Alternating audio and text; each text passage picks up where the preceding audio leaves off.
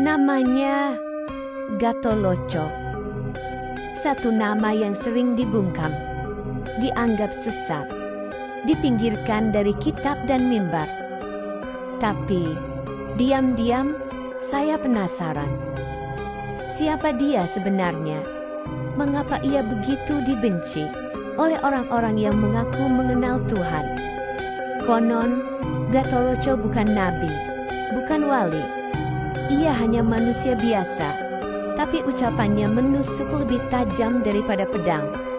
Pertanyaannya membuat banyak kiai terdiam, dan tafsirannya tentang ibadah membuat banyak orang geram. Ia tidak datang membawa kitab, ia datang membawa rasa.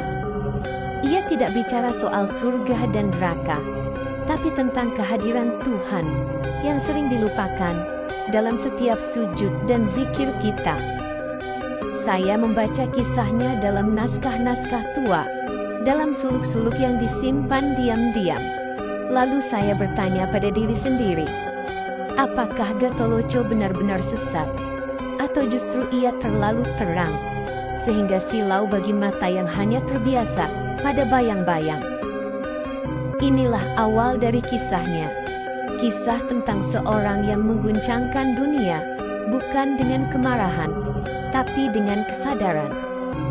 Saya ingin mengenalnya lebih jauh, bukan untuk menjadi seperti dia, tapi agar saya tidak lagi beribadah dalam gelap.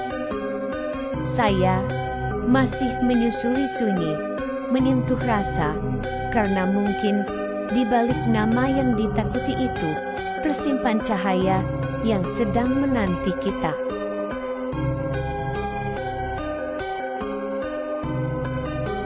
Saya pernah membaca bahwa Gatholoco tidak datang dengan amarah. Ia tidak berdiri di mimbar, tidak pula membawa pasukan atau menabur ancaman. Ia hanya datang dengan tanya. Tapi tanyanya bukan sembarang tanya. Ia bertanya seperti orang yang telah lama berpuasa dari kebisingan dogma. Kamu sholat, tapi apakah hatimu menghadap Tuhan? Kamu puasa, tapi apakah nafsumu juga ikut kau tahan? Kamu rajin ke masjid, tapi apakah kau kenal siapa yang kau sembah? Pertanyaan-pertanyaan itu ia lontarkan dengan tenang, tapi yang mendengarnya gelisah. Para kiai merasa terpojok, sebab yang diserangnya bukan ilmu, tapi rasa. Ada yang memanggilnya kafir, ada yang menyebutnya iblis dalam rupa manusia. Tapi Gatholoco hanya tersenyum dan bertanya lagi dengan suara lembut. Kalau Tuhan hanya kau temui di kitab, bagaimana nasib mereka yang tak bisa membaca? Kalau Tuhan hanya kau temui di masjid, bagaimana nasib si fakir yang tertidur di jalanan? Saat saya merenungi pertanyaan-pertanyaannya, saya justru merasa disapa. Seolah ada ruang dalam diri saya yang selama ini tertutup, kini mulai terbuka perlahan. Gatholoco bukan datang untuk menggugat Tuhan. Ia datang untuk menggugat aku, yang seringkali hanya menyembah kebiasaan, bukan menyembah dengan kesadaran. Dan sejak saat itu, saya tahu, saya belum benar-benar mengenal apa itu ibadah. Saya hanya tahu caranya, tapi belum menyentuh rasanya.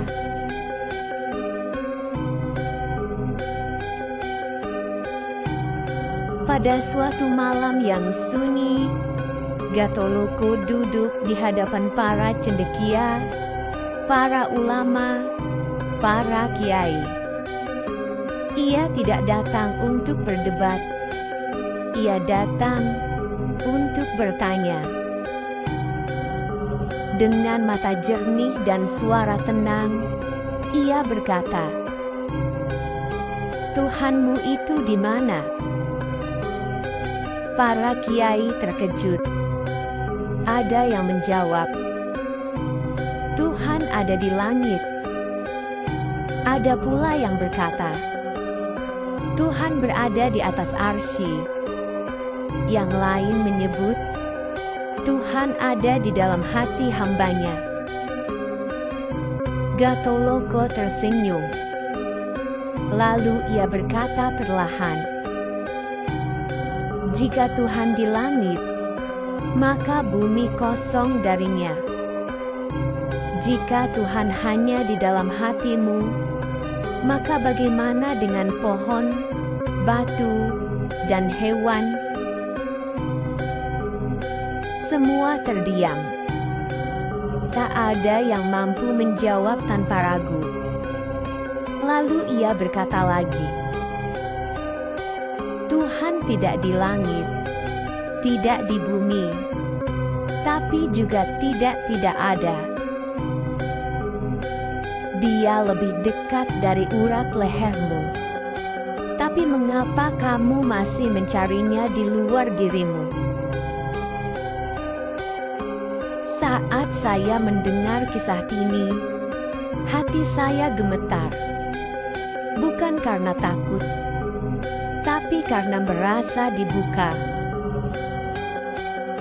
Selama ini saya menyembah, tapi tak pernah benar-benar menghadirkannya. Saya merasa, selama ini saya hanya meyakini Tuhan karena diajarkan, bukan karena mengalami. Dan Gatholoco, dengan satu pertanyaan, telah membawa saya pada satu lubuk yang paling dalam. Di manakah Tuhan itu sebenarnya? Mungkin bukan Gatholoco yang sesat, tapi akal dan rasa saya yang belum siap untuk terang. Dialah yang maha terang. Dialah yang maha membalikkan hati. Dialah yang maha perjumpaan.